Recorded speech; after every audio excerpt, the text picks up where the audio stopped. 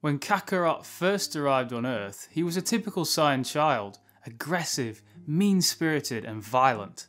He was found by Son Gohan and he gave him a massively rough time. Then one day, Son Gohan took Kakarot in a basket for a mountain walk. Tragically, when they were passing a steep cliff, Kakarot reached for a fruit and fell off the cliff and crashed head first at the bottom.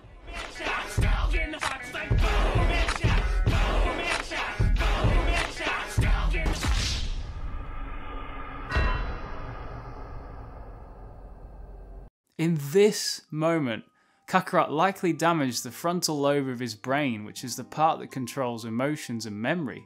This caused a personality change, which is well documented in psychology. Take the classic example of Phineas Gage in 1848. He suffered a brain injury in a freak accident. Before the injury, he was described as a hard-working, pleasant man, but afterwards he became a surly, aggressive drunkard who was unable to hold down a job. Basically, through this, Kakarot became the Goku we know, and the personality change completely revolves around him hitting his head. It's nothing to do with him inheriting his mother Jine's personality. It's also been said that Kakarot suffered amnesia from the fall, so that all his memories are wiped clean. Although it's non-canon, we know Saiyan pods were made to program Saiyans, as the anime showed Kakarot's pod chanting, "Wake up, Kakarot. Destroy all life forms." But how many 1 to 3-year-olds have actual memory anyways? By the way, Goku isn't brain damaged or dumb. Goku is a being who can handle Ultra Instinct and can talk with the strongest being in the multiverses. Come on guys, don't be calling Goku dumb.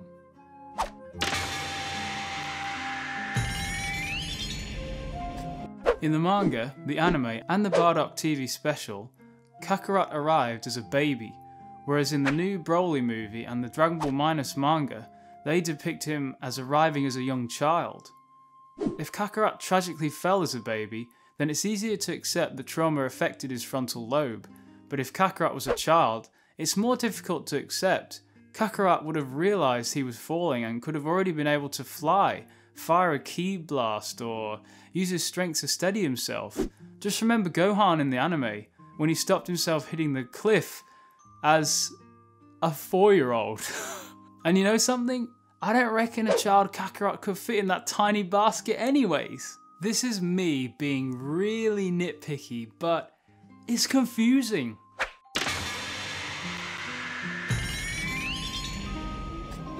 Master Roshi stated the fall resulted in a near-fatal injury, which leads us to question whether Goku's battle power increased after his recovery. The average Earthling has a power level of 5, but Daizenshu 7 states that Goku had a battle power of 10 when Bulma first meets him. It's certainly possible Goku received his first Zenkai boost. Maybe getting a fatal injury so young means his potential shot up from a low-class Saiyan to the highest level, but you would assume other young Saiyans had similar happenings on other planets.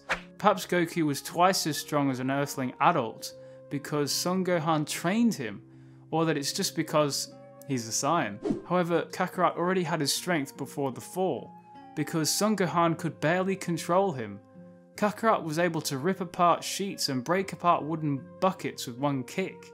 And logically, if Kakarot didn't have his strength already, he would have died in the accident. As Master Roshi said, any other child would have died, but you survived. From the artwork, it seems like a pretty tall cliff, so any adult Earthling would have died too. However, this scene is non-canon and anime only. But, who was responsible for Kakarot's fall and injury? Should we blame Grandpa Gohan for walking so near that cliff? Or wait, should we blame that amazing rock that hit Kakarot so hard? Basically, I've got it. The Earth saved itself and the entire multiverse. Wow, that's amazing!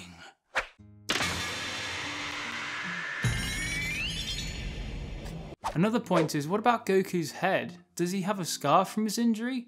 Well, yes. When Raditz confronted Goku, Goku revealed that he still has a head scar which never healed completely. So why didn't the Senzu beans heal his head and restore his old personality when they're supposed to restore physical health? Well, it's because the Senzu can't heal anything to do with the brain, and they don't remove scars because Yamcha still has them.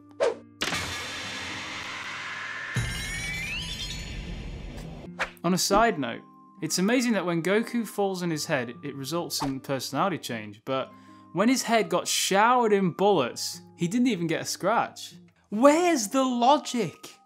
Clearly, Dragon Ball was a gag manga 100%, and some parts aren't to be taken seriously back then. However, in Dragon Ball Z, we know that an off-guard Super Saiyan Goku can get hurt by a rock hitting his face, and in Super, Goku can still be wounded by a single bullet if he's in his base form and caught off guard. These examples are once again non-canon, but you get the point. I hope you enjoyed going into depth about Kakarot's fall, and definitely let me know in the comment section below whether you questioned any of the things I did. Thanks guys, and if you enjoyed the video, press that like button and I'll unlock your full potential. No, I really will. And subscribe to expand your knowledge of Dragon Ball and get coverage of Super. And lastly, check out the following videos of mine coming on the end screen. Thanks! Kai Kai!